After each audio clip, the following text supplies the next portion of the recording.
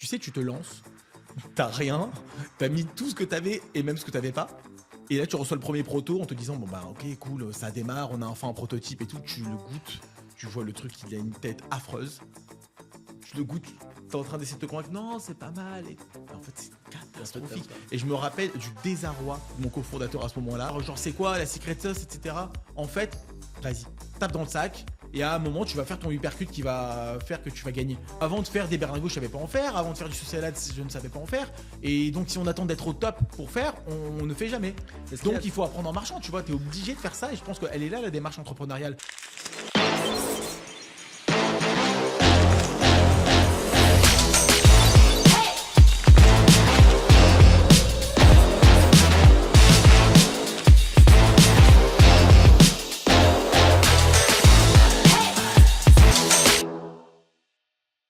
Bonjour et bienvenue dans Les Coulisses. Aujourd'hui, on va plonger dans l'univers SoShape, les réussites, les campagnes marketing, les coulisses de leurs collaborateurs et des clients les plus fous. SoShape, qu'est-ce que c'est? C'est une marque food tech, une des plus innovantes et qui s'est bien installée en Europe. Et aujourd'hui, on va interviewer Steven Torjman, son cofondateur. Salut Steven, comment ça va? Salut Karim, ça va? Est-ce que tu peux te présenter succinctement? Alors, je vais me présenter succinctement. Voilà, moi, je viens du sud de la France. Et ensuite, je suis pharmacien. Et ensuite, je suis venu à Paris, voilà, j'ai fait HEC. Et au final, je cherchais un projet, je savais pas trop quoi faire. Qu'est-ce qu'on fait? Et je me suis rappelé que la nutrition, c'était un vrai enjeu pour tout le monde. Et moi, quand j'étais en pharmacie, en fait, il se trouve que j'ai vraiment rencontré ce problème-là, des gens qui voulaient essayer de mieux manger, de perdre du poids, voilà, ils s'y intéressaient. Et à chaque fois, je ne trouvais pas vraiment les produits qui étaient adaptés. Et c'est venu comme ça, en fait, de cette expérience-là. Ok, incroyable. C'est combien de cofondateurs? On était deux. Deux. On était Comment vous deux. êtes rencontrés? On s'est rencontrés à HEC Entrepreneur. Ok. Et alors lui, il est très marrant parce qu'il mangeait très très mal. C'est-à-dire qu'en fait, tu sais, t'es à la cantine de HEC et il se faisait des assiettes incroyables. Et je lui dis, mais où vas-tu comme ça? On est assis toute la journée. On travaille. Et toi, je veux dire, qu'est-ce que tu vas faire avec toutes ces calories? Genre, tu sais très bien que tu vas pas les dépenser. Et il me dit, ah bon, je peux pas prendre ça? Ah bon, et en fait, je me suis rendu compte à quel point, parfois, on est totalement, je veux dire, pas en connaissance des bonnes pratiques, tu vois, en nutrition. Et tu peux faire des erreurs, tu te rends pas compte, mais les pièges sont vraiment partout, quoi. Et ça, j'en doute pas. Et aujourd'hui, vous avez créé la boîte ensemble. Au Ouais. tout départ, vous l'avez financé comment? J'ai vu deux Alors, prêts étudiants. alors en fait, tu vois, on a démarré, on sortait d'HEC, on venait de faire un prêt étudiant avec HEC, mais pour l'année. Et en fait, là, on s'est dit, mais comment on va faire pour trouver les fonds pour démarrer la structure? Donc, on s'est dit, bon, on dit rien à personne, mais on va aller voir la banque pour refaire un autre prêt étudiant. Et on va leur dire qu'on va faire un nouveau MBA à HEC ou un truc comme ça pour essayer d'avoir quelque chose parce que c'était impossible. Et donc, du coup, on a fait chacun un prêt étudiant qui nous a permis de subsister dans la première année déjà au moins, tu vois, de lancement parce qu'elle est toujours difficile et qui nous a permis de mettre les premiers fonds de départ pour pouvoir lancer l'activité puisque on sortait vraiment d'études. Donc, quand tu sors d'études, en vrai, normalement, tu as un peu fait tes jobs pour subsister, mais c'est compliqué. Tu n'as pas trop de fonds en plus, quoi. Ça veut dire que vous avez démarré avec combien en tout? On a démarré, peut-être, on a mis 30 000 euros chacun. Ok, donc 60 000 balles. Ouais, mais qu'il fallait rendre. Ouais. C'est pas, tu vois, donc Crédit sur 10 ans? non, je crois que c'était sur 5 ans. 5 ans. Ou Ok. 3 ou 5 ans, un truc comme ça, ouais. Et au départ, alors, quels étaient les obstacles que vous avez rencontrés? Au départ, tu as tous les obstacles. Puisqu'en fait, il y a rien qui va, puisqu'il y a rien. Et la première difficulté, c'est déjà quand tu veux, t'as rien et tu veux créer un nouveau produit mieux que les autres, puisque tu veux créer une innovation. Et pour faire ça, il va falloir que tu ailles convaincre des fournisseurs ou des partenaires de travailler avec toi et leur dire, OK, mais là, vous avez vu tout ce que vous avez fait jusqu'à présent, on va faire beaucoup mieux. T'as pas de volume, t'as pas vraiment de notoriété et en fait, il faut avoir une sacrée force de conviction ou trouver vraiment les très bons partenaires pour bosser avec toi.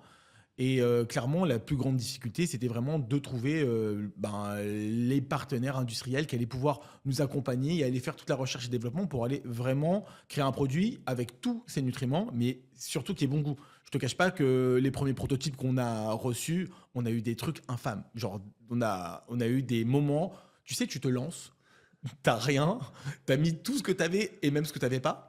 Et là, tu reçois le premier proto en te disant, bon, bah, ok, cool, ça démarre, on a enfin un prototype et tout. Tu le goûtes, tu vois le truc, il a une tête affreuse. Tu le goûtes, t'es en train d'essayer de te convaincre, non, c'est pas mal. Et en fait, c'est En fait, t'aimes catastrophique. pas. Et je me rappelle du désarroi de mon cofondateur à ce moment-là. Il me dit, non, mais on peut pas. Je fais, ouais, on peut pas. Comment tu trouves C'était abominable, mec. comment tu trouves ton premier proto? Comment tu sources un fournisseur? Écoute, Tu tapes sur Google tu fournisseur. tapes sur Google, tu regardes aussi parfois dans les salons. Tu sais, il y a des salons professionnels. Ah, ok. Et en fait, dans les salons professionnels, tu as, tu sais, la liste des exhibitors, tu vois. Ok. Et là, tu as toute la liste triée par type de fournisseur, par ordre alphabétique, etc. Donc, des fois, tu es en cours de route, tu as raté le salon, tu pas été. Bah, regarde la liste des fournisseurs des années précédentes et tu as toute la liste. Et moi, c'est comme ça que je faisais, tu vois. J'avais besoin de packaging. Je dis, OK, qui est-ce qui fait du carton? J'y connais rien. Tac, tac, tac, tac, tu regardes. Ok. Et donc, tu vas prendre, disons, 5 fournisseurs alimentaires. Tu vas tous aller les voir et tu vas leur dire, les gars, je veux produire Ah tel ouais, produit. bien sûr, c'est ça. Et il y en a qui vont jamais te répondre, et il y en a qui vont te dire c'est quoi votre volume? Ouais, ok, salut. Ils te répondent même pas. Donc en fait, dans les démarrages, une des plus grandes difficultés qu'on avait vraiment, c'était de trouver des gens qui veulent bien bosser avec nous. Et parfois, c'est encore le cas, c'est-à-dire que tu cherches, tu as trouvé le fournisseur, tu as sourcé l'ingrédient, etc. Et bah, tu attends qu'il t'envoie un prototype, enfin un échantillon d'ingrédients. Tu as un nombre de commandes minimum? Ouais, tu as des MOQ parfois, ouais. Et Ok. c'est difficile aussi, tu as des minimums de commandes. Il y a beaucoup de choses, ça dépend de ton domaine, mais par exemple dans la food, tu vois, bon, ben, où tu as besoin d'avoir un minimum de commandes, même dans les packaging. Quand le fournisseur il va lancer sa presse pour faire tous les packaging, t'en fais 300, ça va te coûter pratiquement le même prix que si t'en faisais 1000, tu vois. Ok. Pratiquement, tu vois, en vrai, parce qu'une fois que tu as tellement de frais de mise en place, etc. Donc, quand tu es dans le secteur industriel, et c'est là la plus grande difficulté, puisque quand tu es en e-commerce et que tu veux suivre, on va dire, les mouvements que fait l'e-commerce avec le digital, ça pop, ça s'arrête, ça repart, etc. C'est très viral comme système. Et de l'autre côté, tu as des fournisseurs industriels qui ont des machines qui doivent ronronner tout le temps avec des cadences très stables. Et donc, toi, tu dois faire matcher ces deux phénomènes avec des pics de vente ou des Black Friday. Et puis, voilà, faut partir du principe que les machines des fournisseurs ne font pas de Black Friday, quoi. Elles produisent tout le temps. Et donc, comment tu accordes, on va dire, ton appro, ta supply à tes ventes et surtout quand tu démarres, voilà, eux, la plus grande difficulté, ça va être vraiment ce qu'on appelle le MOQ, Minimum Order Quantity. C'est ta quantité minimum pour lancer le truc. Et c'est pas facile, hein. Tu démarres avec des. Imaginons, tu as imaginé un goût cookie cream. Tu vas envoyer l'échantillon cookie cream et là, il va t'en renvoyer un. Tu vas le goûter. Là, il te plaît pas. Tu le renvoies et après, tu lances la production ou dès le départ, quand tu lui as dit je veux tester le cookie cream, il t'en envoie 300. Alors, ça dépend. En fait, ça dépend de ta façon de fonctionner. Clairement, il y a ce qui s'appelle la marque blanche. Ouais. Donc, en fait, tu as des fournisseurs qui font, je sais pas moi, des bottes de thon à l'huile. Ok, tu dis, ok, moi je veux me faire des bottes de thon à l'huile avec ma marque. C'est du thon à l'huile, il n'y a pas d'innovation, c'est marque blanche, tu vois. Ok. Donc, il n'y a pas de problème. Tu dis, ok, envoyez-moi, vous mettez juste mon logo et c'est un produit additionnel. Ok. Maintenant, quand tu démarres et que tu veux vraiment créer une marque, mais surtout apporter quelque chose de nouveau sur le marché, donc ça veut dire que ton produit, il n'existe pas encore. Tu es en train de dire, là, il y a un trou dans le marché, là, il y a un besoin qui n'est pas encore, on va dire, solutionné. Et je pense avec ce produit-là que je vais le solutionner. Tu es obligé de passer par une innovation produit. Donc, tu es obligé de passer à un moment par de la R&D et par créer quelque chose qui n'existe pas. Et là, ça va pas arriver tout de suite. Donc, tu vas faire pas mal d'allers-retours avec effectivement les différents fournisseurs. Et donc, on va avoir différents va-et-vient, voire même nous, on va les déplacer directement chez le fournisseur pour faire des journées entières de testing. Et dire, on va ajouter ci, on va ajouter ça. Et c'est vrai que par mon expérience de pharmacien, c'était intéressant parce que j'avais déjà la grande notion de tout ce qui était les ingrédients, les vitamines, les minéraux, tous les nutriments qui étaient vachement bien. Et aussi la notion de ce qu'on appelle la galénique. Ça veut dire en gros la reconstitution du produit, comment il va être perçu, comment il va se reconstituer, comment la viscosité du produit, tout ça. Et c'est méga intéressant. Donc on partait vraiment chez le fournisseur, directement dans son labo, pour faire tous les tests. Et on a eu cette grande chance de pouvoir le faire parce que je te cache pas que il n'y a pas tous les fournisseurs qui veulent avoir deux gus dans leur labo pendant une journée. On fait ci, on fait ça, on fait ça, on fait ci. Non, ça m'a saoulé. Donc ça, Donc c'était on a eu beaucoup de chance. Non mais tu te doutes bien. Rajoute un peu de sel, rajoute un peu de trucs, insupportable. Et donc ça c'est assez, ça c'est une grande chance. Et après pour d'autres produits, la manière dont je fonctionne, c'est que je fais en général des cahiers des charges extrêmement détaillés. Avec des mesures, des trucs en 3D, exactement. C'est-à-dire que je vais limiter énormément les va-et-vient d'échanges avec le fournisseur. Ah, pas comme ça, pour pas l'épuiser, puisqu'à chaque fois que je lui fais une modification, lui doit reprendre son travail et à la fin, il peut en avoir marre. Et comme j'ai pas des volumes gigantesques dans les démarrages, je vais faire un cahier des charges extrêmement bien réalisé avec vraiment ce que je veux, avec des exemples, avec des cotes, avec des modèles en 3D que je me suis mis du coup à faire des trucs en 3D moi-même. Il y a plein de SaaS qui existent qui font pour permettre de faire de la 3D. Et c'est comme ça, par exemple, qu'on a développé le shaker électrique, tu sais, de Sochep là, qui tourne tout seul. Pour qu'il soit beau, qu'il soit design, qu'il soit facile, qu'il soit facilement lavable, parce qu'il y a plein de contraintes, parce qu'après une fois que tu as ton shaker, tu vas le laver au fond, tu fais comment? Il faut que ça se détache par en dessous. Donc tout ça, c'est extrêmement bien pensé en amont du projet, et donc on va travailler avec les fournisseurs de cette manière-là, avec un cahier des charges extrêmement bien spécifique. Et donc, un des obstacles au départ, ça a été la production. Ah oui. Donc ça, indéniable.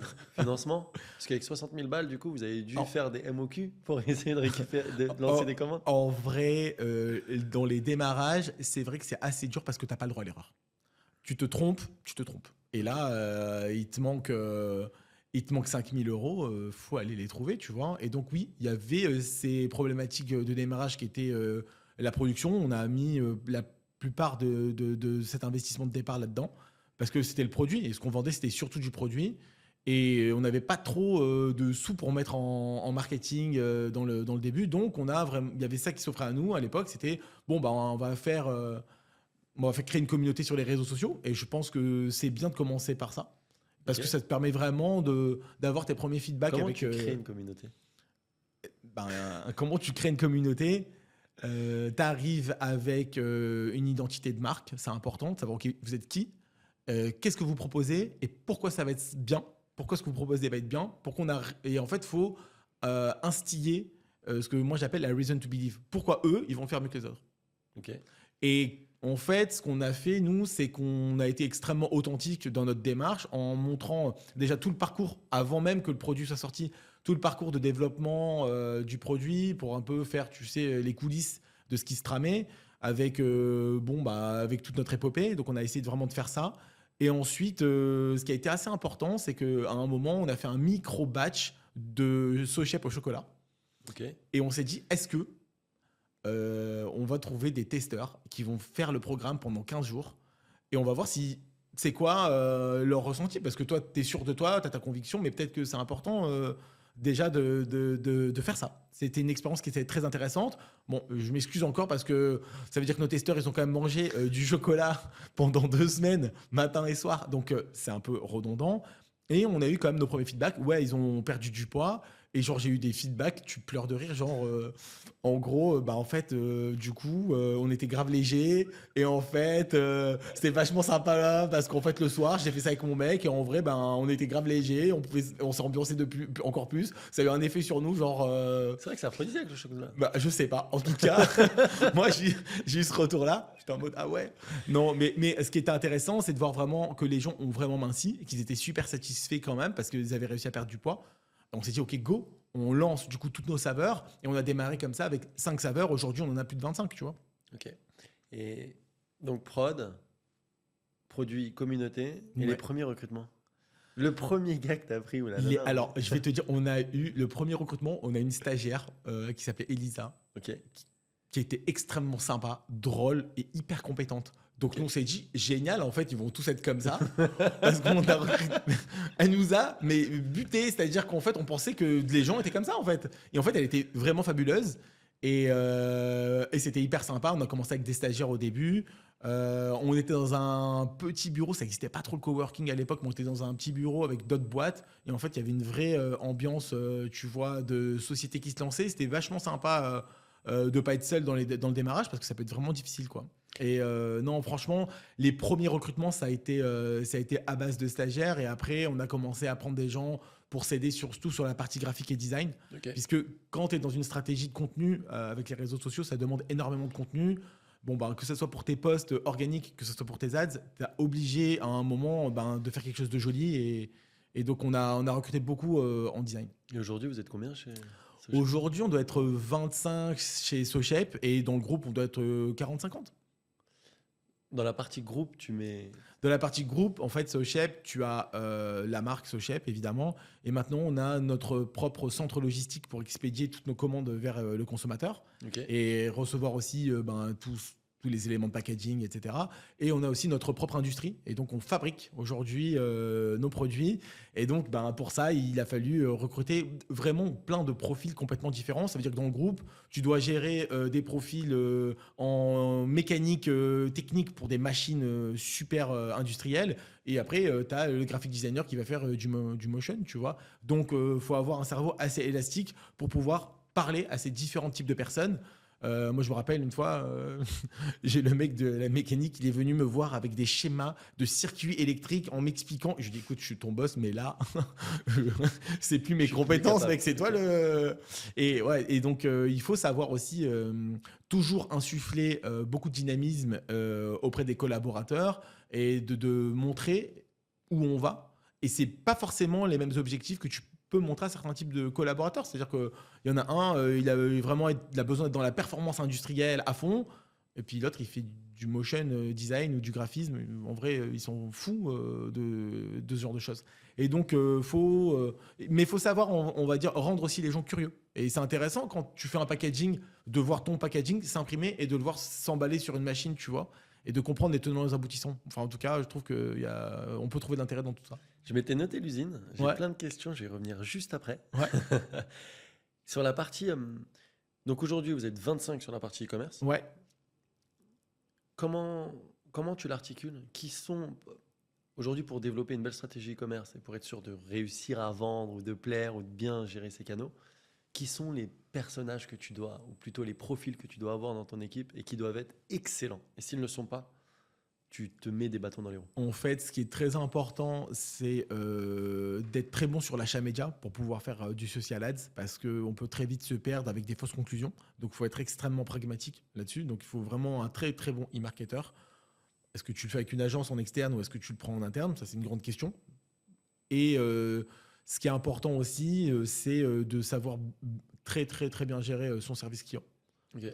Ouais, ça pour moi c'est important parce que le e-commerce c'est à distance, donc ça crée forcément une distance et donc avec un bon service client, tu crées un peu plus de chaleur humaine, tu crées un peu plus de proximité et c'est pour ça jusqu'à présent que nous on a des vraies personnes chez SoShape qui sont vraiment en proximité avec les clients et qu'on n'a pas des bots ou des trucs comme ça parce que je pense que tu n'as rien de plus frustrant quand tu veux poser une question de parler à un espèce de bot. Alors heureusement aujourd'hui on a l'IA, mais des fois c'est pratique, franchement, surtout pour les FAQ, les trucs comme ça.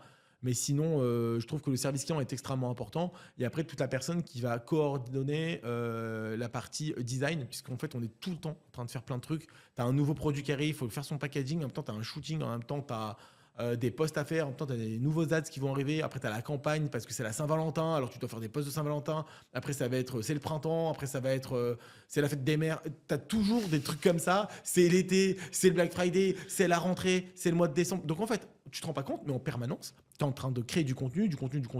Il faut coordonner tout ça. Donc, qui fait quoi? C'est hyper important en interne d'avoir quelqu'un qui fait tout ça.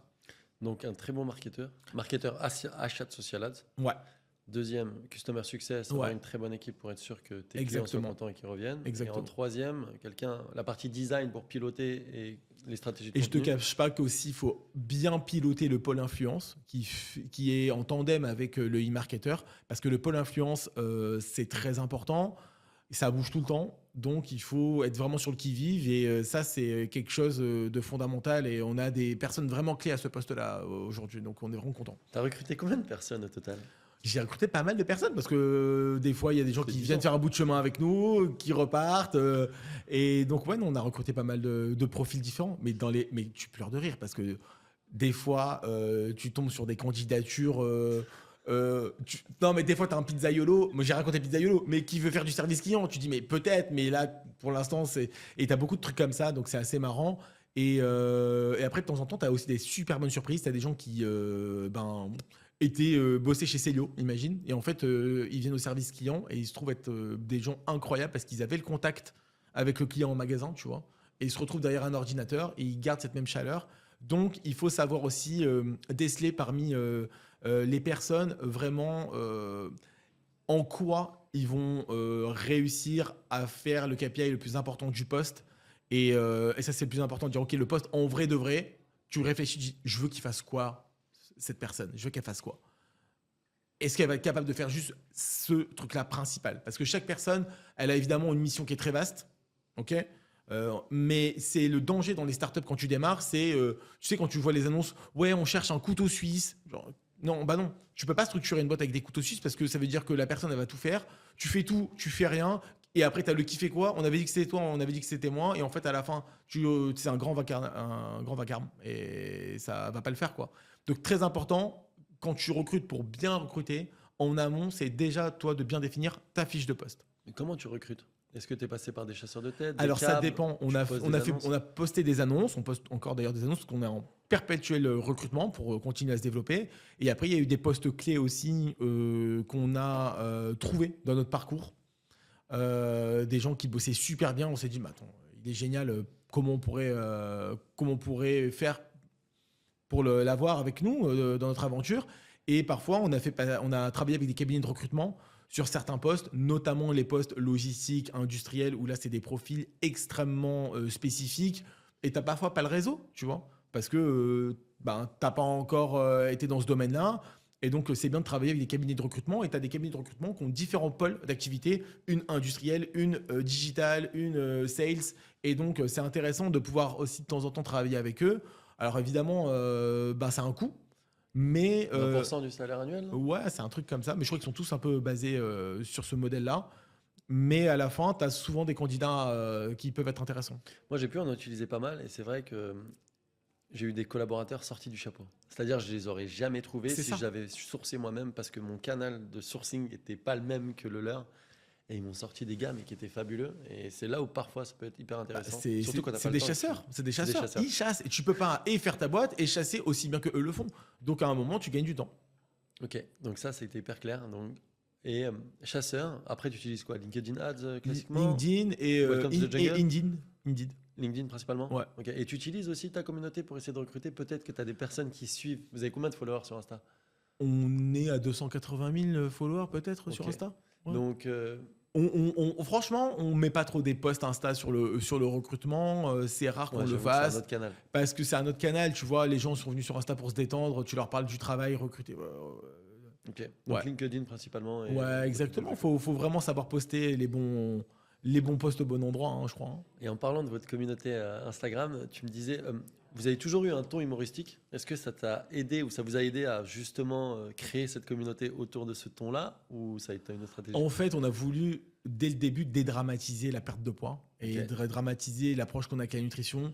T'as des gourous, tu vois, sur la nutrition qui vont être là toute la journée. Attention, les féculents, les glucides, ouais, les protéines comme si, attention, les oméga 6 et les oméga 3, il y a un ratio, il y a un truc.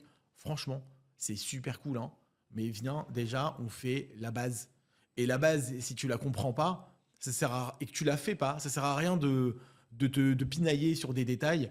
Et donc, nous, on a été vraiment toujours dans cette démarche de, bon, on va faire un peu la méthode grand frère, tu vois. Genre, c'est comme quand tu dois passer le bac et t'as ton grand frère qui dit, bon, écoute, je sais que t'es nul en maths, mais bosse tes gros coef parce que et tu vas réussir à passer mieux cet examen. Et tu peux pas tout apprendre, donc apprends bien 5 chapitres que mal 10 chapitres, tu vois. Et c'est un peu ce qu'on a voulu être, nous, chez Sochep, vraiment le grand frère qui va te donner les bons conseils et sympa et qui va pas te punir, tu vois. Donc tu sais que tu peux lui parler. C'est sur ce ton-là, en tout cas, qu'on a voulu, nous, essayer de parler à notre communauté et de dédramatiser la perte de poids. Ça va, on a fait un écart. Ok, on doit perdre du poids. C'est pas la mer à boire, quoi. Hein. Ok, donc stratégie humoristique et vous avez pas mal travaillé avec des influenceurs. Je voyais dans le passé, vous avez travaillé comme des gros, des moyens, macro, micro, etc. Est-ce que tu peux m'en dire plus un peu sur ces stratégies d'influence? En fait, déjà, dès le début, on a bossé, c'est se lancer Instagram, hein, dès le début. On était à la genèse d'Instagram. Donc, l'influence commençait à peine. On a démarré avec des influenceurs dans le domaine de la nutrition, du fitness, un petit peu. Et en fait, au fur et à mesure, il faut être sur le qui-vive parce que l'influence, c'est quelque chose qui bouge en permanence. Aujourd'hui, on a TikTok aussi. Tu vois, il y a plein de trucs qui arrivent.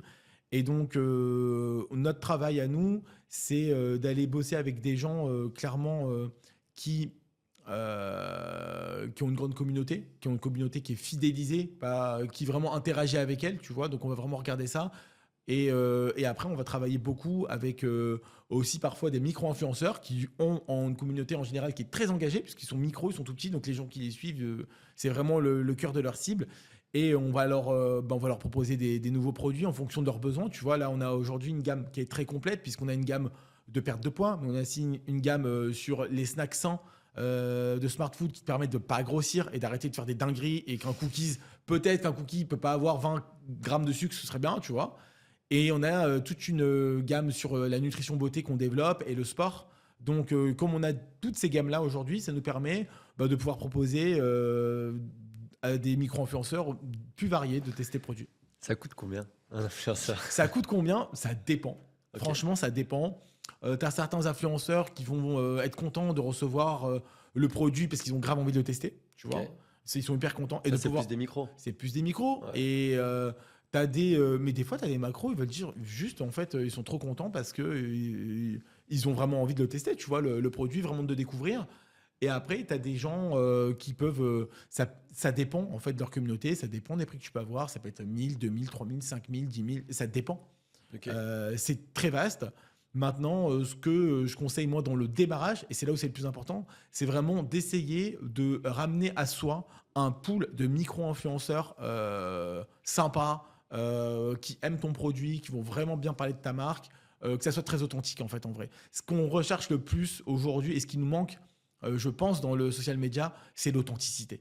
Ok. Genre, quand tu vois des trucs complètement fake, en fait, ou des influenceurs qui se font genre qui sont en jet privé, alors qu'en vrai, on sait tu sais, avec les décors de jet privé, là, non, ça y est. Donc aujourd'hui, quand tu fais de l'influence et quand tu es une marque, tu dois vraiment t'adresser à des influenceurs qui sont authentiques et qui ont des vraies valeurs et qui sont dans la vraie vie, quoi. Mais un gros influenceur, ça coûte combien? Je Disons, Franchement, je pourrais même pas te dire parce que Ok. je ne m'occupe pas de ça directement.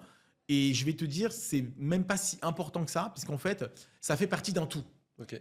Je vais t'expliquer un peu comment nous on fonctionne. Après, il y a peut-être des meilleures méthodes, hein.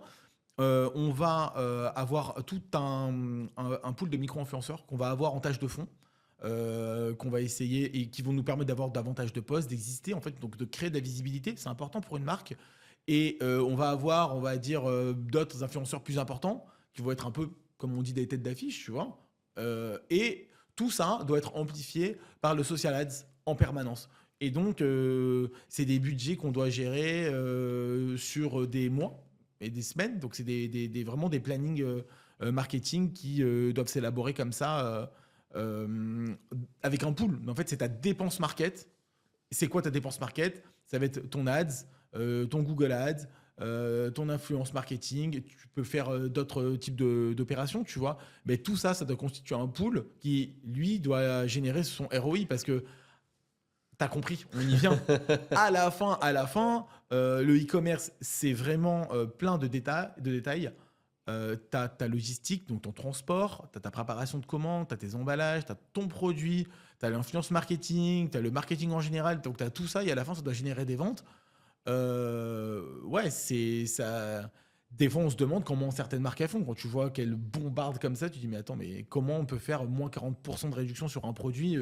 C'est impossible, quoi, parce que si ton produit tu le vends à moins 40%, soit il est claqué, soit en fait en vrai, et donc s'il est claqué, ça veut dire que tu vends rien, en fait, c'est nul.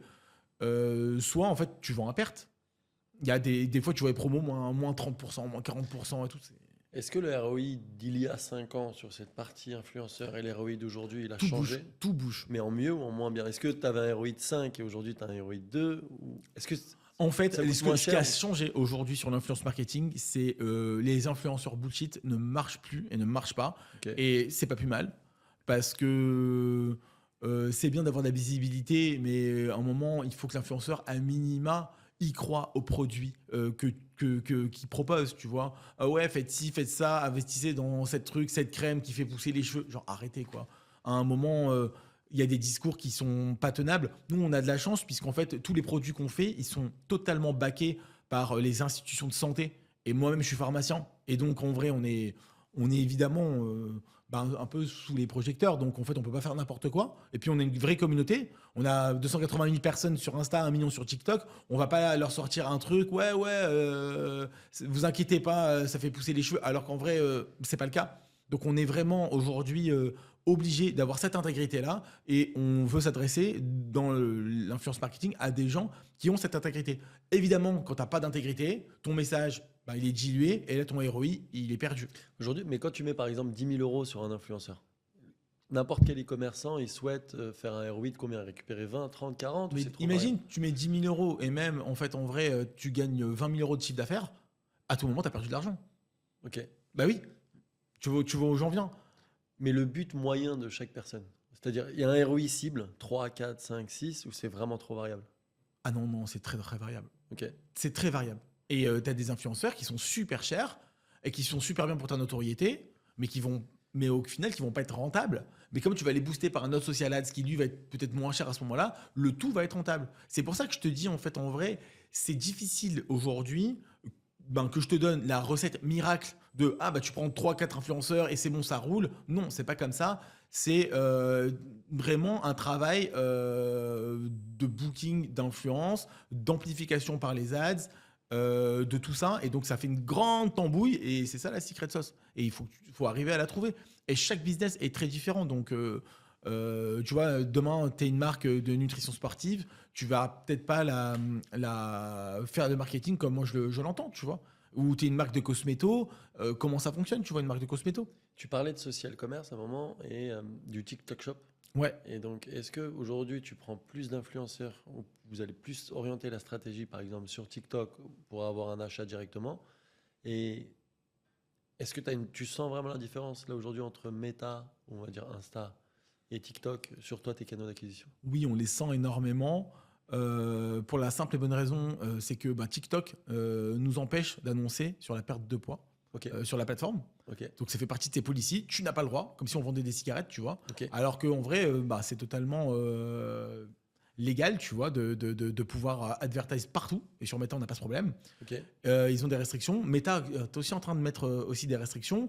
Et ce qui se passe, c'est que aujourd'hui, les réseaux sociaux, on le voit de plus en plus, te rendent extrêmement captif. Quand tu es sur la plateforme, sur TikTok ou sur les réels sur Insta, tu es dans tes réels, tu scrolles, et au final, tu vois une pub. Est-ce que ça va vraiment te donner envie de t'arrêter, tu vois, le stop scroll, et d'aller cliquer, et après d'aller acheter, alors qu'en fait, en vrai, tu étais en train de te détendre, tu vois. Des fois, tu as la flemme d'aller commencer à remplir un formulaire de checkout avec ton nom, ton adresse, ta carte bleue, ton truc. T'es fatigué, tu vois, juste, et t'es en train de scroller. Et aujourd'hui, de plus en plus, les gens ont, j'ai envie de dire, c'est pour ça qu'il y a Apple Pay ou des trucs comme ça, les gens ont besoin de cette facilité-là. Je pense qu'avec le TikTok Shop, ça va nous permettre, en tout cas aux e-commerçants, de pouvoir vendre directement sur la plateforme TikTok et du coup d'éviter tout ce phénomène d'aller, on va dire, sortir de la plateforme et donc d'aller vendre directement dessus. Et donc ça va être beaucoup plus smooth. Maintenant, à voir ce que ça va donner. Ils viennent de lancer ça il y a 3 jours Ok. en France. Ok. Ok. Maintenant, ça existe depuis un petit moment aux États-Unis. C'est pas les mêmes marchés, les marchés européens, que les marchés américains, que les marchés chinois. C'est totalement différent. Je veux dire, on n'a pas WeChat, on n'achète pas sur. D'ailleurs, on achète rarement des trucs sur WhatsApp, nous. Tu vois, on a besoin d'autre chose. Il y a aussi quand même Insta qui avait fait son Instagram Shop. Je sais pas si tu te rappelles. Ils l'ont arrêté. Ça n'a pas fonctionné. Donc, à voir comment ça marche ici. Et là, à l'instant, tu disais TikTok Shop était dispo dans d'autres pays et c'est arrivé en France il y a à peu près à 3 jours et quelque chose comme ça. Ouais. Vous êtes présent dans 10 pays aujourd'hui? Écoute, je vais être très honnête avec toi. C'est pas parce que tu as envoyé un paquet un jour en Moldavie que tu es présent en Moldavie, tu vois. Donc, c'est pour ça quand je vois des gens, ouais, on est présent dans 30 pays. Les gars, Ok. venez, on arrête de se mentir. Quand tu es présent dans un pays, ça veut dire que déjà tu as un country manager qui va gérer le pays, qui va peut-être faire office un petit peu de tampon avec le service client parce que ton service client ne parle peut-être pas italien ou espagnol. Donc, il faut que tu aies quelqu'un qui soit vraiment le country manager du pays et à minima que tu aies commencé à faire au moins pas mal de centaines de milliers d'euros dans le pays pour dire que tu es implanté dans ce pays. Donc, Ok. nous, aujourd'hui, on est présent sur les pays francophones, donc la France, la Belgique, la Suisse. On est aussi présent aux Pays-Bas. On est aussi présent en Italie. C'est très sympa. Les Italiens, C'est marrant parce qu'en fait, l'Italie, tu vois, tu as la mer des deux côtés de l'Italie. Et donc, c'est des gens qui vont se mettre à la plage très souvent, tu vois. Ok. Et quand tu vas à la plage, tu es obligé de ressembler un peu à quelque chose, tu vois. Tu peux plus les pulls verts et tout. On peut plus se cacher là. Ok. Et donc, bah, faut comprendre que ouais, dans certaines régions, notamment les régions côtières, où les gens vont à la plage, c'est très important pour eux, la nutrition et ce qu'ils mangent. Et donc, ouais, le summer body, c'est quelque chose d'important. Ça marche bien en Italie, mais en Belgique aussi, hein, ils sont là. Hein. Pourtant, il n'y a pas trop de plages là-bas. Hein. Et vous adressez de la même manière entre les Pays-Bas, l'Italie ou la France? C'est quoi les particularités? Les Même marketing? particularités, c'est par exemple les influenceurs italiens, ils ont peut-être pas la cote en France, tu vois, Ok. par exemple. Ok. Ou tu as des formulations sympas que tu peux avoir sur le marché français et elles résonnent pas du tout dans une autre langue. C'est pas du tout sympa. Donc tu fais une traduction bête et méchante dans un autre pays. Mais là, est-ce que tu as une vraie particularité entre, par exemple, l'Espagne et l'Italie? Est-ce qu'ils ont un mode de consommation qui est différent du nôtre? Est-ce qu'il y a un Ouais. produit qui marche Ouais, ouais, mieux ouais, et ouais. chez Et nous, non? tu le vois. Hein. Tu le vois. Il y a, par exemple, les Italiens, tu vois, on a toute une gamme de pâtes. Ok. Et en fait, non, mais attends, on vend des pâtes de régime aux Italiens. Donc, il faut qu'elles soient bonnes, tu vois. Ok. Et bon, nous, on a fait pour la France des trucs un peu relevés, etc. On s'est aperçu que, par exemple, pour l'Italie, le produit était complètement perçu différemment. Et on a enlevé tout ce qui est ail, oignon pour l'Italie. Ils détestent. C'est-à-dire que dès qu'ils sentent un peu ça, c'est le truc à enlever. Et après, tu as des particularités. Par exemple, tu as le goût spéculoos pour la France. Aux États-Unis, bah, c'est pas spéculoos, ils connaissent pas trop. C'est cinnamon roll. Ok. Tu vois? Alors que c'est le même produit, hein, mais on l'a appelé différemment pour le marché américain. Et donc les spécificités, elles sont là entre ta communication qui doit être un peu différente et ton produit qui doit aussi s'adapter. Mais bon, la clé de tout, c'est de réussir à uniformiser tout ça. Parce que si tu rentres dans chaque spécificité, ça marche un temps. Mais à la fin, tu ne peux pas t'engouffrer là-dedans parce que tu es une marque, tu dois te structurer. Il faut que tu arrives en fait, quand tu es l'entre-deux, tu vois, quand tu es une boîte moyenne, tu es obligé d'uniformiser un peu toute ta communication. Après, quand tu es un grand groupe, bon, bah, tu as des filiales dans chacun des pays et chaque pays, tu le gères vraiment comme une entité à part, ce que tu peux pas faire quand tu démarres, tu vois. Et aujourd'hui, ça a été quoi le plus grand défi pour se développer à l'international? Le gros défi pour se développer à l'international, c'est quand on a passé l'Atlantique et quand on est arrivé aux États-Unis, Ok. parce qu'il fallait que tous nos produits respectent la réglementation FDA. Ok. Et donc, il a fallu qu'on change énormément l'entièreté de nos produits. Et en fait, ça a été super bénéfique parce qu'on a fait un produit qui marche et pour l'Europe et pour la FDA. Et le produit, on l'a grave amélioré à ce moment-là. Donc, on a vraiment fait un step de refonte totalement de tous nos produits. Et ça a été, ouais, ça a été un gros challenge. Ça a été super intéressant, notamment en matière d'étiquetage. Parce que tu vois, quand tu vas aux États-Unis, l'étiquetage réglementaire derrière, c'est absolument pas le même qu'en France, qu'en Europe en tout cas. Ok. Ah bah, tu vois bien, tu sais, t'as écrit gros nutrition fact. T'as pas ça en, en Europe. Et donc, bah, il a fallu réétiqueter tous les produits, etc. Donc, ouais, ça a été un gros défi. Et Comment ça trouver. marche? Là, je m'appelle Robert, j'habite dans le Kentucky et je veux commander SoShape. Alors, Toi, le parcours, le qu'est-ce que ça parcours, va être? comment. Alors, aujourd'hui, on a, pour l'instant, on a mis en stand-by cette activité Ok. de SoChep aux États-Unis parce que on s'est reconcentré avec pas mal de choses là sur l'Europe. Mais à la base, nous, ce qu'on a fait, c'est qu'on a créé un micro-centre logistique Ok. aux États-Unis Ok. avec exactement les mêmes process que celui qu'on a en Europe, mais beaucoup plus petit, mais avec le même système d'information, tout pareil, mais tout petit. Et en fait, on a trouvé quelqu'un local qui l'opérait, en fait, et on était dans un espèce de coworking logistique. Chacun avait sa petite unité logistique, et c'était vachement smart, ce système-là. C'est-à-dire qu'en fait, tu as un grand centre logistique et avec plein de petits subdivisions à l'intérieur, et tout le monde peut utiliser le chariot logistique, on se le prête et tout, c'est hyper sympa. Ok. Donc on a envoyé donc un conteneur directement aux États-Unis, il a été Ok. dédouané là-bas, et ensuite on a provisionné notre petit centre logistique, et après on a éclaté dans tous les États-Unis. Le conteneur, il part de Le l'usine de conteneur, prod, il part de l'usine de il va au prod, Havre. il va au Havre, et après il part aux États-Unis, il est déchargé dans un port, et après il approvisionne le centre logistique. Mais par exemple, sur ces opérations-là, les conteneurs, imagine dans la période Covid, comment c'était une tannée parce que la logistique, elle s'est arrêtée, elle s'est amplifiée. C'était super dur. Il y avait personne qui exportait depuis la France vers les États-Unis. On a eu pas mal de soucis. Et parfois, bah, tu dois même là être malin. Tu dois choisir ton port. Peut-être que ça va être Rotterdam, peut-être que ça va être Le Havre, peut-être que ça va être Anvers. Et tu as plein de ports différents. Donc, c'est à toi de savoir vers où tu fais partir ta marchandise. Ok, donc tu as plusieurs pays, donc aujourd'hui principalement sur la zone Europe, etc. Ouais. Comment on fait pour bâtir une marque forte? C'est quoi les- on va dire les clés ou bien les ingrédients pour n'importe quelle Je, personne qui souhaite je bâtir pense une que, marque qui va durer je longtemps? pense que déjà, il faut partir vraiment d'un besoin et d'une solution nouvelle que tu apportes par rapport à ce besoin. Pour vraiment, c'est la base de toute entreprise en fait. Vraiment, là, il y a un besoin à solutionner. Et nous, c'est comme ça en tout cas qu'on attaque à chaque fois des marchés. Tu vois, par exemple, là, dernièrement, on a développé toute une nouvelle gamme de protéines véganes. Ok, Alors pourquoi? Nous a attendu pour faire des protéines véganes? Non, mais on a goûté. On a goûté ce que faisait. On a pris plein de protéines véganes sur le marché. On a dit attends, fais voir un peu. On a goûté, c'était abominable. Genre c'était des cris dans le bureau, genre mais comment c'est possible de vendre des trucs pareils? C'était abominable. ok. Il y a des protes pour les sportifs qui sont super bonnes, il n'y a pas de problème, pas de souci. Mais quand nous on s'est dit attends viens on fait un truc vegan pour changer évidemment la nutrition et aussi apporter des protéines avec une source diversifiée. On pensait qu'il y avait un truc à faire, mais on s'est dit, viens, on goûte. On a goûté, on s'est dit, non, mais c'est abominable. Et on a sorti vraiment des très, très bonnes protéines véganes, hyper bonnes, et avec de très bonnes caractéristiques au niveau nutritionnel. Et là, en fait, tu dis, OK, là, maintenant qu'on a un vrai produit, ça part déjà d'un vrai produit.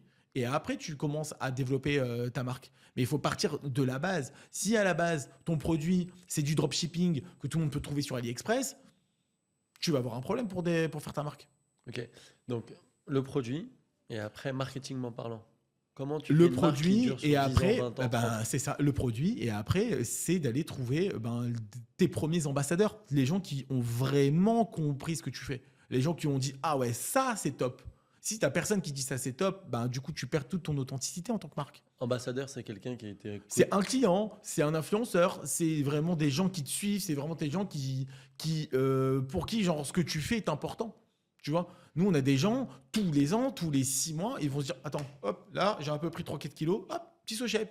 Ah là vraiment, moi ce que j'aime c'est avoir mes granola SoShep tous les matins parce qu'ils sont protéinés, ils n'ont pas de sucre. Et je vais pas aller me prendre un autre granola parce que je sais qu'il y a 50% de sucre à l'intérieur. Peut-être que je vais enfin faire le choix d'arrêter un peu le sucre et de prendre des granolas protéinés, Nutri-Score A, peut-être. Donc, eux, ces gens-là, tu leur arrêtes le granola demain. On a failli le faire, puisqu'en fait, dernièrement, on a un granola au chocolat, un granola fruits rouges. Et on voyait que le fruit rouge, il était vraiment tout petit. On se dit, bon, on va rationaliser, on va arrêter le fruit rouge, on va la faire que le chocolat. C'est faux. Les mecs qui aiment le fruit rouge, ils veulent le fruit rouge. Ok. Tu ne peux pas l'arrêter comme ça. Et pour créer une vraie marque qui soit bien établie, est-ce que tu passes par toi, tu disais au début, Il faut soit vraiment je ton passe des- branding. Ton tu branding, passes c'est. par des... Non, non, non. Il faut que tu aies ta vision. Ok. Pour moi, tu dois avoir ta vision. Tu dois savoir ce que tu veux dire. Et c'est très difficile au début. Vous êtes qui? Vous faites quoi? C'est des questions genre primaires comme ça. Et en 2 secondes, tu dois te dire voilà ce qu'on fait, voilà qui on est. Et donc, pour savoir qui tu es, tu dois passer vraiment par une plateforme de marque que tu dois toi-même te créer. Tu dois vraiment définir ton branding. Qu'est-ce qu'on fait, qu'est-ce qu'on fait pas. Et donc, pour ça, bon, faut aimer. Hein. Il y a des gens qui n'ont pas forcément Compétences. ces compétences, cette sensibilité, tu vois. Mais le branding est indispensable, surtout quand tu es une marque B2C, j'ai envie de te dire. Ok. Pour pouvoir savoir qu'est-ce que tu vas montrer aux gens, comment tu vas présenter ton offre, tes produits, tes posts, et tout ça, ça fait une plateforme de marque, tu vois. Et c'est pour ça que le branding de Evian n'est pas le même branding que Bédois. Ça n'a rien à voir. Ça, j'en doute. Et au début, tu parlais de achat social média et Ouais. tu disais soit tu passes par une agence, soit tu prends quelqu'un qui est très fort. Ouais. Comment vous avez choisi lequel? Nous, on a toujours passé par quelqu'un en interne. Ok. On a toujours fait ça en interne, ce qui nous a permis d'avoir des feedbacks parfois un peu plus incisifs. Ok. Genre ça, c'est éclaté, ça passe pas, ça aurait été bien, mais pas maintenant. Et donc, c'est très important d'avoir ce feedback-là et tu l'as très vite sur tes réseaux sociaux.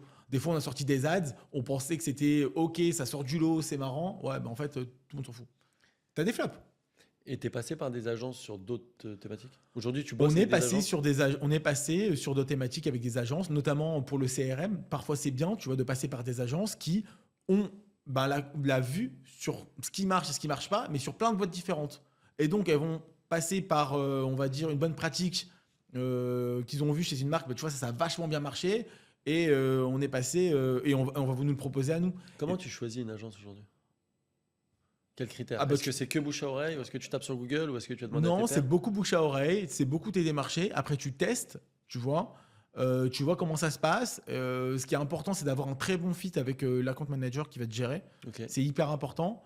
Je pense que ça, c'est la clé du succès. C'est vraiment ça, le bon fit avec l'account manager, qui te comprenne bien et qui soit vraiment présent, tu vois. Parce que la plupart de ce système-là, que ce soit les SaaS, que ce soit les agences, etc., si tu n'as pas un bon fit ou avec quelqu'un qui est vraiment bien dédié, qui va t'appeler, qui va dire est-ce que ça fonctionne ce mois-ci, vous êtes OK? Bon, je me suis permis de vous faire un feedback, là, vous ne l'avez pas demandé, mais je pense que vous en avez besoin. Et ben ça aide énormément parce que ça crée du lien, ça crée vraiment du care. Et en fait, c'est ça que tu as besoin. Toi, tu es une marque, on doit t'aider. Tu as pris une agence pour qu'elle t'aide. Et en fait, juste être fait le travail, mais sans que ça t'apporte vraiment. Donc c'est là, encore une fois, l'authenticité. Donc les critères, c'est une belle recommandation, c'est-à-dire bouche-oreille ou En vrai, oui. et Et l'account après, manager. surtout, un account manager et derrière la performance. C'est-à-dire que vraiment, OK, ça fonctionne.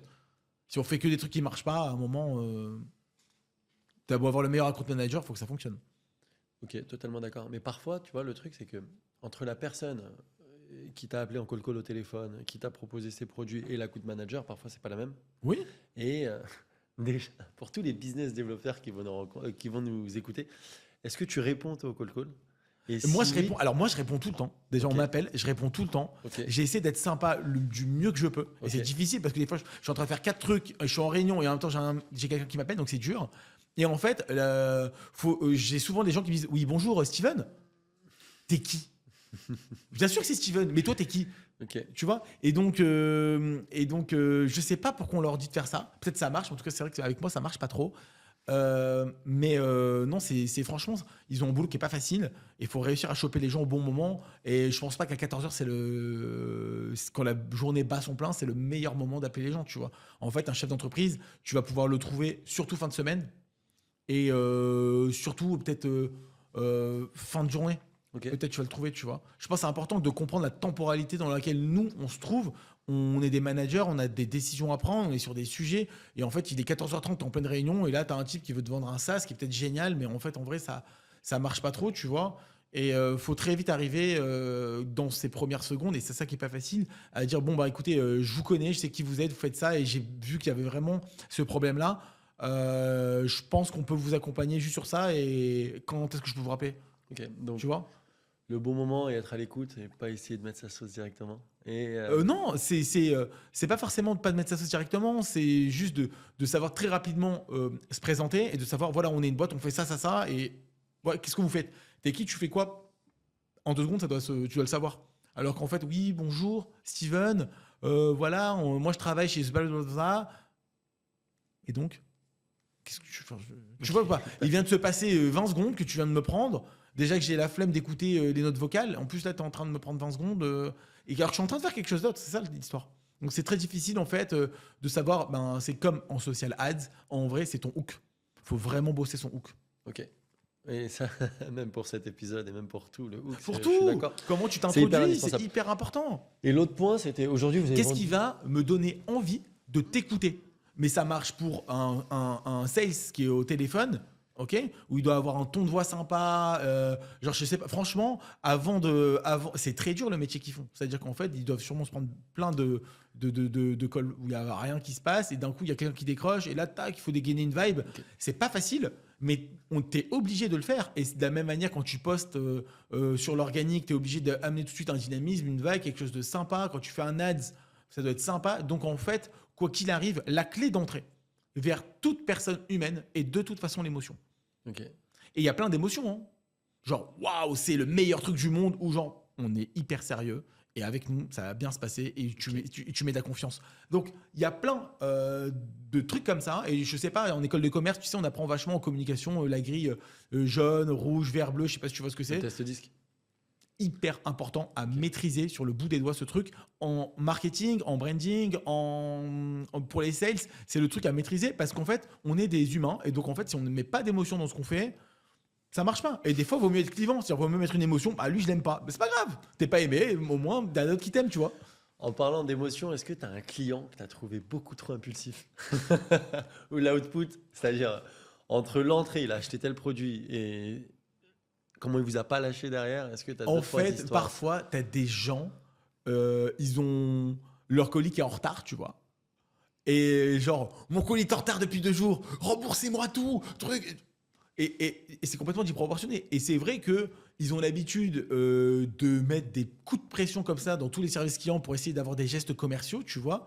Mais ils ont oublié que derrière, il y a des vrais gens, tu vois. Moi, j'ai des équipes, des fois, elles en peuvent plus, tu vois. Et donc, c'est hyper dur quand tu es dans cette histoire de service client de passer d'un problème à l'autre, tu vois, ou d'un client qui veut juste une information sympa et l'autre, avant, tu as eu quelqu'un qui s'est extrêmement plaint parce qu'en fait, tu as eu un problème de livraison. Je ne comprends pas, ça s'est mis dans le mauvais point relais qui a 10 minutes de chez moi alors que j'étais chez moi, etc.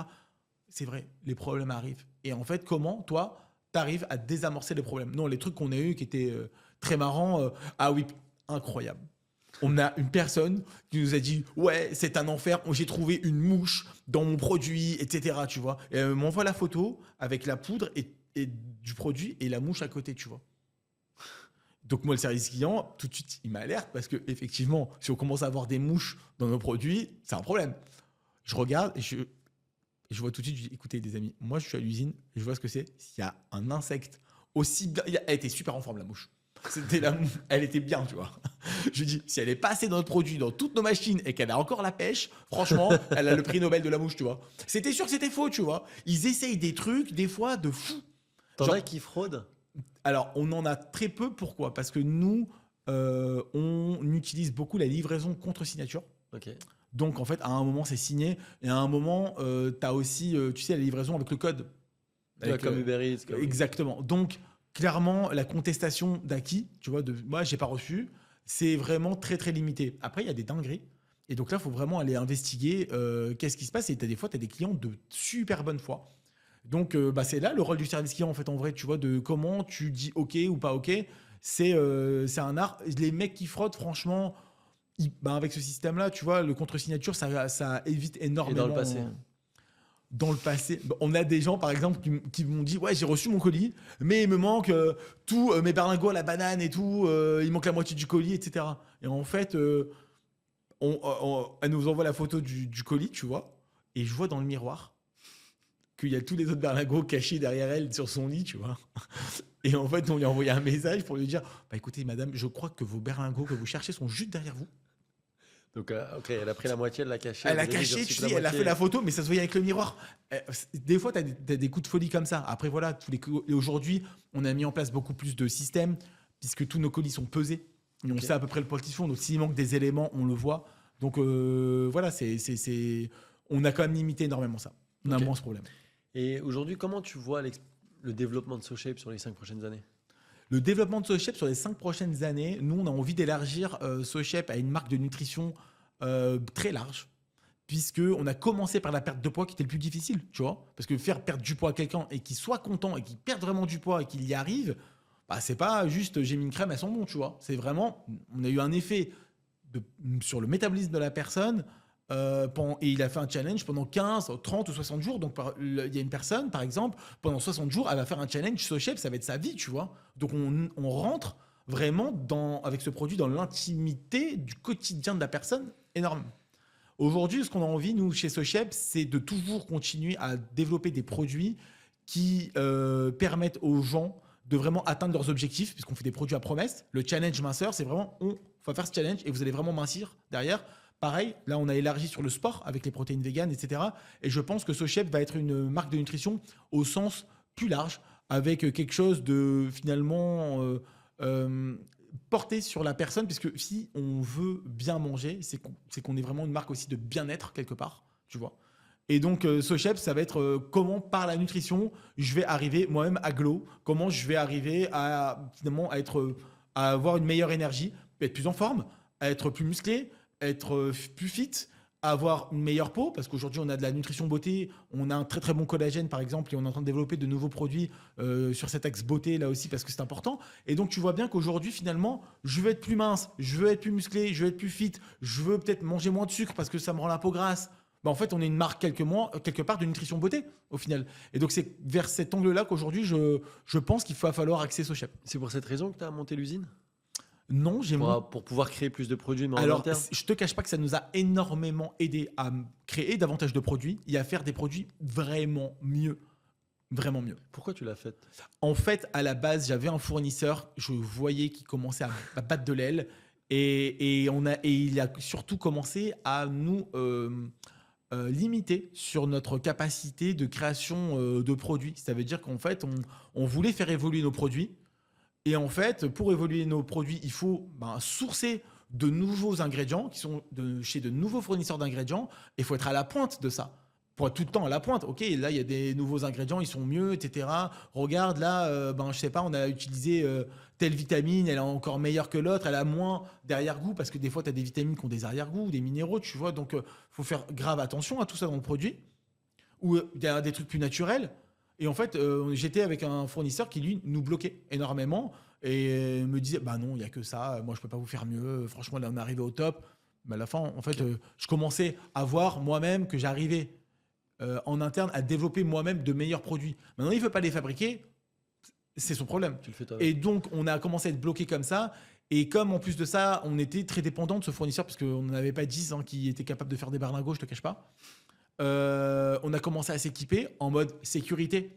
On sait jamais qu'est-ce qui peut se passer, tu vois. Imagine lui demain son usine brûle. Désolé. Ça coûte combien et ça prend combien de temps de faire une usine? Waouh, ça m'a demandé énormément d'investissement, C'est-à-dire? de temps.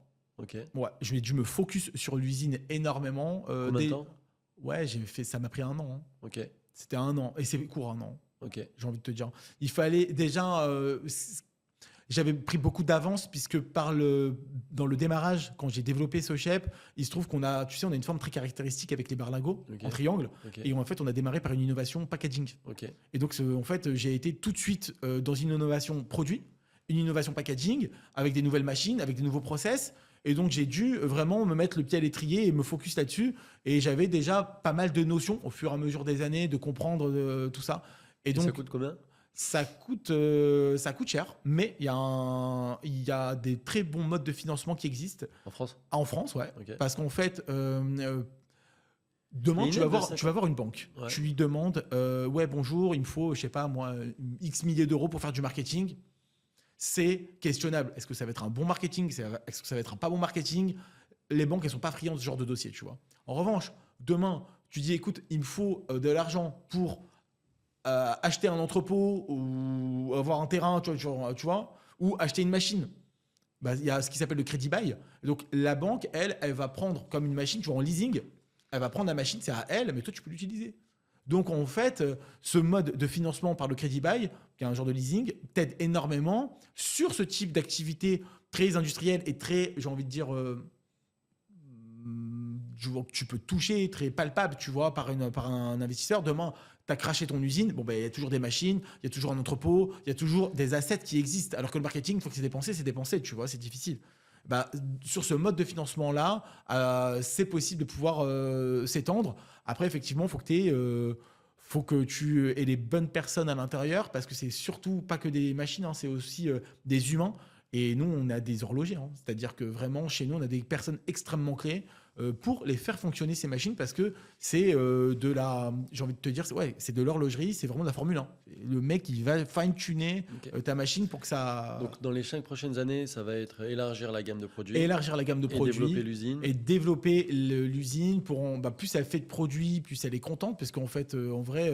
tu as tes machines. Et tu vas produire pour d'autres ou tu vas On produire commence que pour déjà toi? à produire pour d'autres. Ok. Il y a pas mal d'acteurs qui sont rentrés en contact avec nous pour qu'on leur produise leur formule à eux, tu vois. Ok. Et on est grave en partenariat avec eux. Et parfois, on essaie de Comment leur ça se proposer une nouvelle formule peut-être pour eux.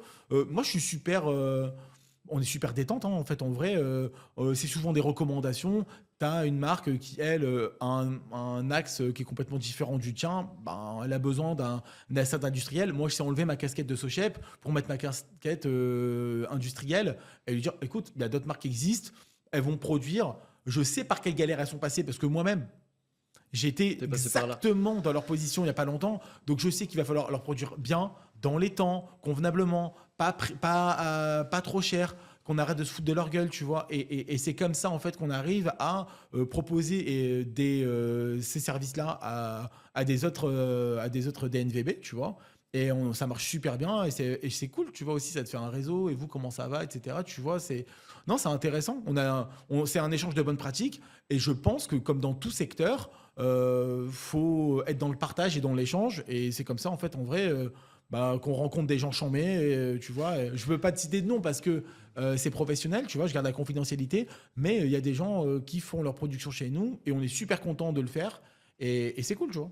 Et aujourd'hui, si tu devais résumer un peu le parcours SoShape, bon, ça fait 10 ans, Ouais, créé en 2014, ouais. en 2025, bientôt 11.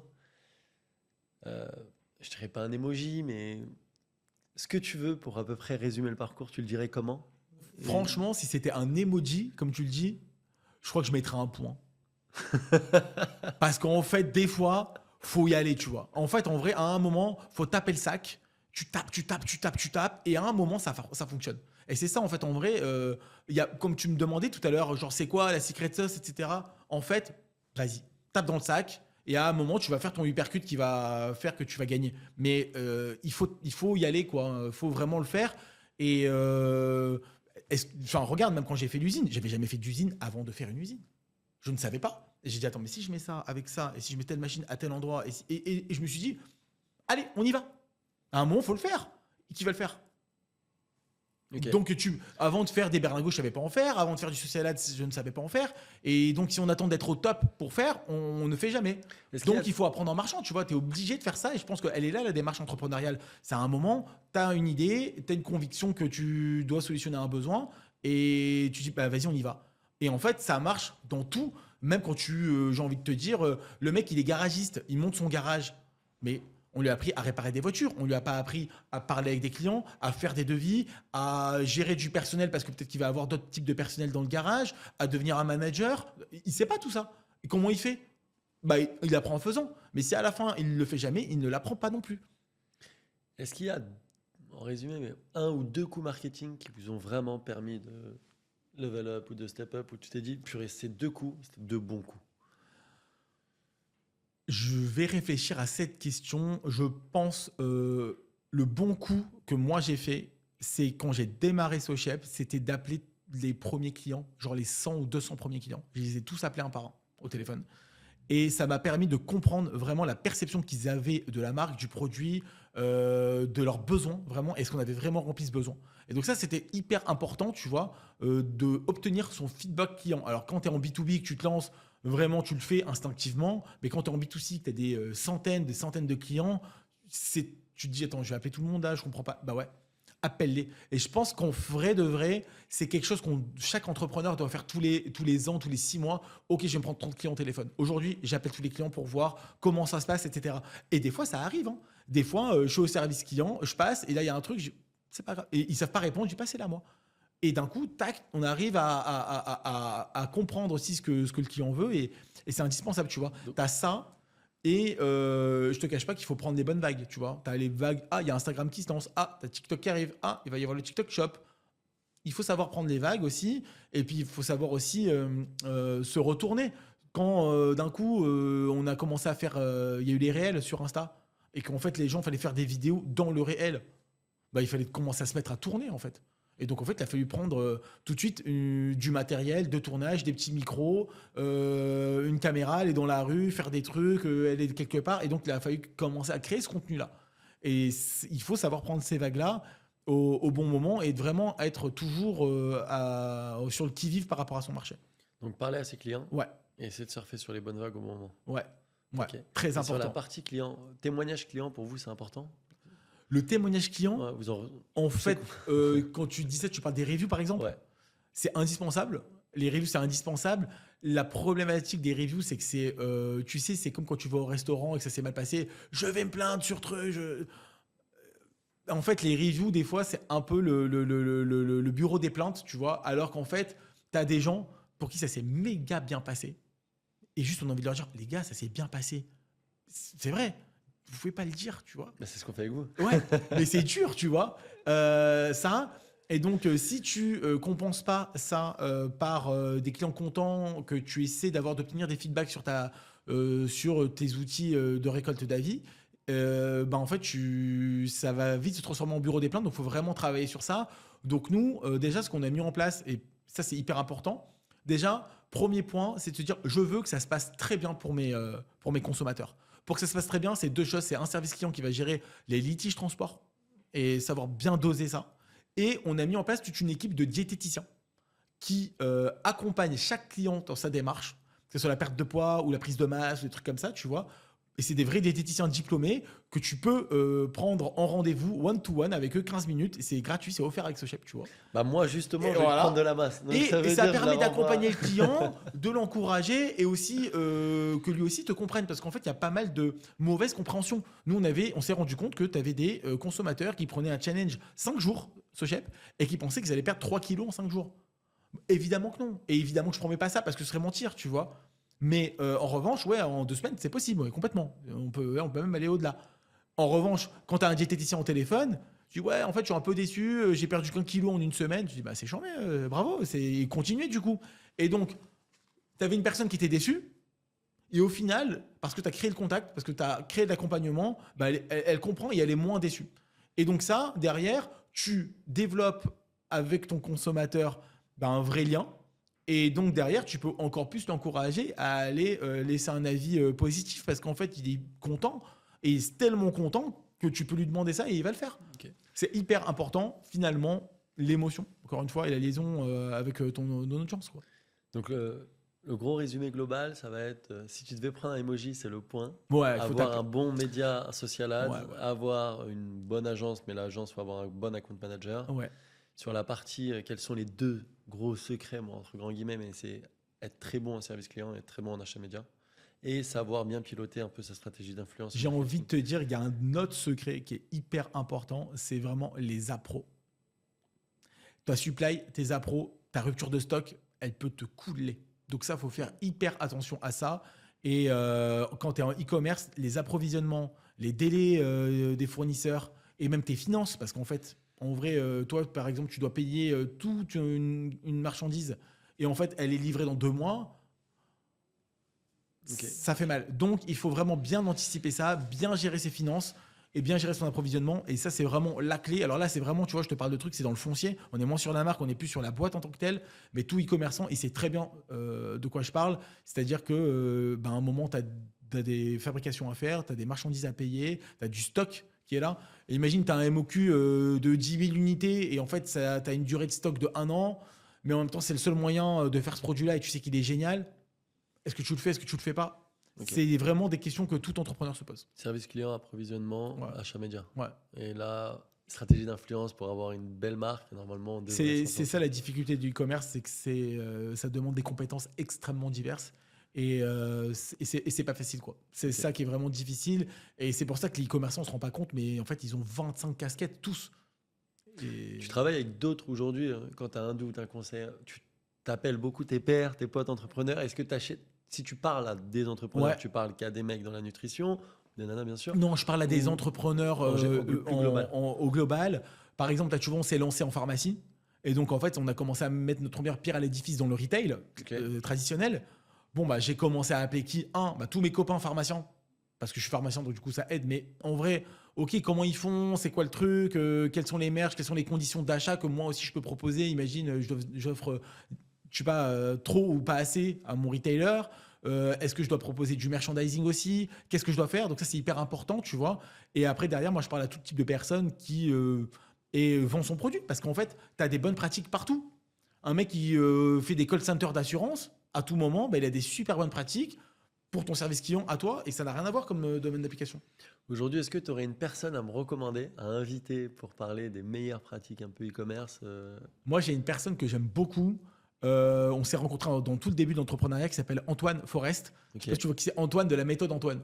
Il est très présent sur TikTok et sur Ok. Insta. C'est un très bon copain et c'est quelqu'un que j'aime beaucoup déjà personnellement et qui donne des vrais conseils. C'est-à-dire qu'en fait, en vrai, il aide vraiment. Ce qu'il fait, c'est super bien, quoi. Genre, il est vraiment teinté d'authenticité. Il est hyper légitime à dire ce qu'il dit. Les conseils qu'il donne sont vraiment bons. C'est un bon gars. Ok. Et ça, c'est hyper important, tu vois. Non, bon, on C'est s'en pas un fout, technique. bullshitter. Il y a beaucoup de bullshitters dans plein de domaines. Et donc, c'est vraiment difficile de savoir à qui s'adresser. Des fois, je vois des publicités avec ah, vous voulez avoir votre expert comptable pour 10 € par mois? Mais un bon expert comptable ne coûte pas 10 € par mois. Pourquoi tu veux me vendre une cagoule? Ça sert à rien, là, tu vois. Donc, parfois, tu vois, il faut savoir aussi à qui s'adresser et savoir déceler le faux du vrai dans tout cet écosystème. Et c'est super difficile. Ok, hyper clair. Voilà. Steven, merci beaucoup pour ton temps et pour cet épisode. Avec plaisir. Et je te dis à très bientôt. À très bientôt. Ciao.